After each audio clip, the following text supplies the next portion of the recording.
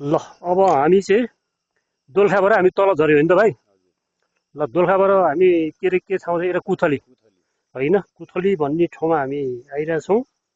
अब हाम्रो चाहिँ यो दोस्रो क्लिप्स हो होइन, गर्दैछौँ। ठाउँ कति राम्रो छ है भाइ, हेर त ठाउँ हेर, सिनहरू कति राम्रो छ। ल अब हामी दोलखाबाट चाहिँ आज हो हामी सिङ्गटीसम्मको टुर गरिरहेछौँ।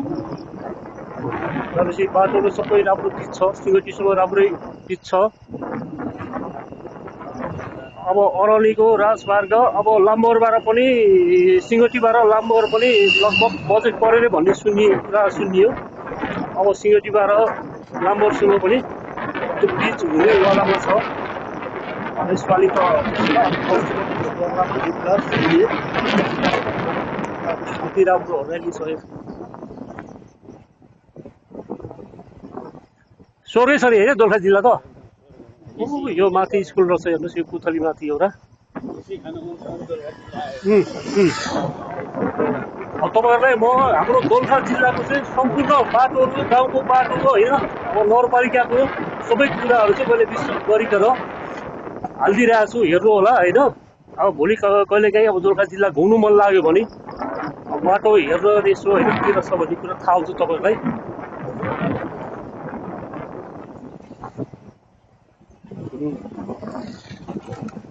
ल माथिको हाम्रो चाहिँ भ्यू टावर, त्यो भ्यू टावर चाहिँ अलि साला डेकोरेसन गरिनाले है माथि अरे।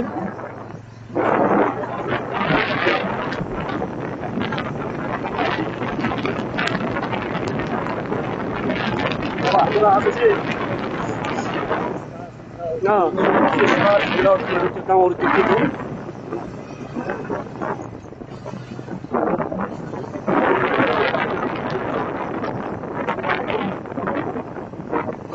हाम्रो यो भीमेश्वर नगरपालिका यो चाहिँ कति भाइ हो?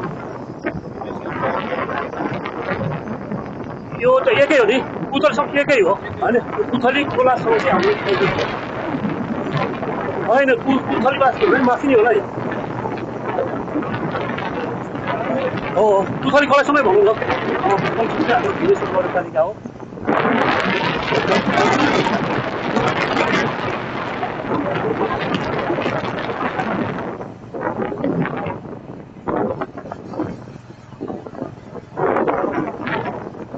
हेर्नुहोस् कति राम्रो भ्यू छ।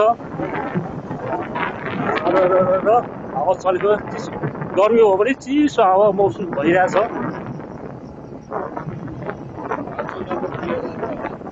अब हाम्रो दोलखा जिल्लाको गइरहेको छ।